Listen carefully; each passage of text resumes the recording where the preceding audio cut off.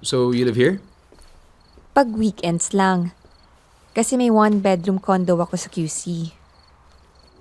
Alam mo, bakit di ka na lang dito mag-dinner? Naalala ko to si Mark. Parating dumadalaw to sa bahay. Halos araw-araw nga nakamotor. Ito yung parating pinagmumula ng away nitong mag-ina ko eh. Paano naman kasi to si Aika eh? Inlababo sa'yo. Taya, TMI ka. TMI? Too much information. Alam mo, Mark, hindi ka nagbago. Ang gwapo-gwapo mo pa rin, no? Teka nga iyo, matanong nga kita. May asawa ka na ba? Single po.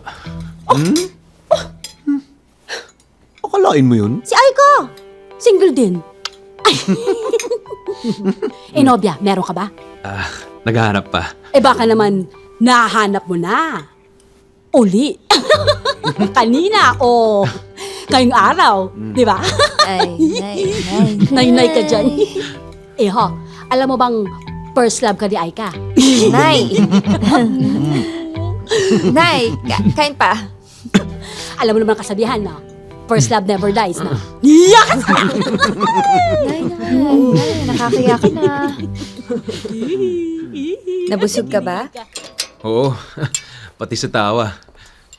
Alam mo, Aika, you have a wonderful family. Thank you for tonight. Layo, no?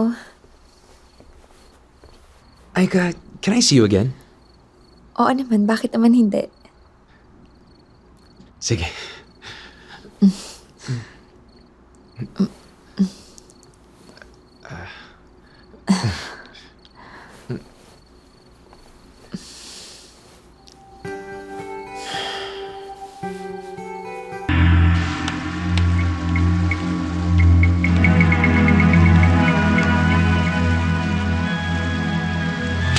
Well.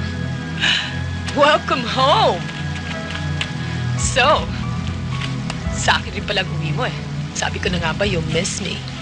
Huwag na ulit pakikialaman ng buhay ko, ah. Hindi na ako babalik sa'yo. Si Ira ang mahal ko. Hindi ako madaling matalo, Edwin. You know that very well. I own you. Hindi ko pinamimigay ang paborito kong pag-aari. Hindi mo ako pag-aari. Hindi ako isa sa mga kabayo mo. Ang pangangabayo mo, yun ang hindi ko may pamimigay. Pag inulit mo ang ginawa mo, Hindi ako titigil! Edwin! Hindi ako titigil! Hindi pa ako talo! Tandaan mo yan! Hindi pa ako talo! Hindi ako titigil! Hindi pa ako talo! Hindi ako talo! Hayop! Edwin!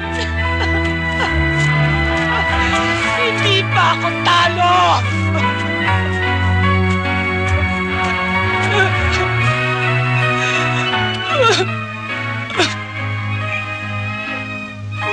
tigilan mo na si Edwin, Donna. Tigilan mo na siya. Iba na ang buhay niya. May asawa na siya.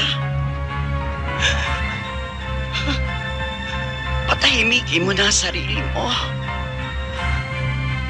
Patahimikin mo na siya. Natatandaan ko pa nung una akong nahalal bilang konsehal. Ang sabi niya sa akin noon, Season, tandaan mo ito. Utang natin sa mga manggagawa at sa mga mahihirap ang ating kapangyarihan at posisyon. At dapat gamitin natin ito para sa kanilang kapakanan at hindi sa pagpapahirap sa kanila.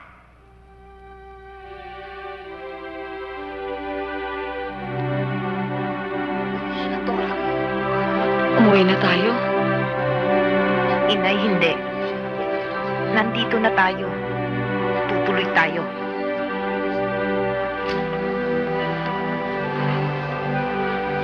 Alis ka ito. Magkalaway.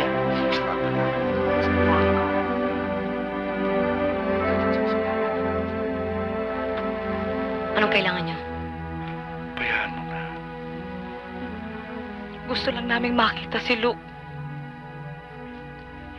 Si Don Lucas sa kahuli-hulihang sandali. Hindi, Mare. Hindi na kayo nahiya. Nagpunta pa kayo rito.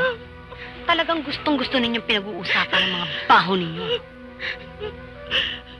Umalis kayo rito ngayon din. Hindi kami aalis dito. Sabihin na nila kung anong gusto nilang sabihin. Mga anak niya kami. At may karapatan din kami makita ang bangkay niya. Ah, ganun. Hepe, kayo na nga bahala sa kanila. Huwag na huwag hahayaang makalapit sa papa. Opo, ma'am. Toyang, uwi na kayo. Sa bahay na lang kayo magdasal. Parang awa mo na, Hepe. Kahit saglit lang, maawa ka sa amin.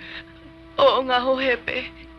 Gusto ko makita ang papa ko. Inay, huwag kayo nagmamakaawa. May karapatan tayo. Ate! Ate Esther! May karapatan tayo, Inay. Tama May na! karapatan kami. Tama na, oh. May karapatan kami! Huwag kayong mangkulo dito. Hindi pwedeng habang buhay mo ipagkakait sa amin ang pagiging ilustre. Blanca, pabayaan mo na sila. Huwag na kayong makialam, Chang. Alam kong ginagawa ko. Simula pa lang yan. Tayo na, mga anak. Uwi na tayo. Halika na. Uwi na tayo. Halika na kayo.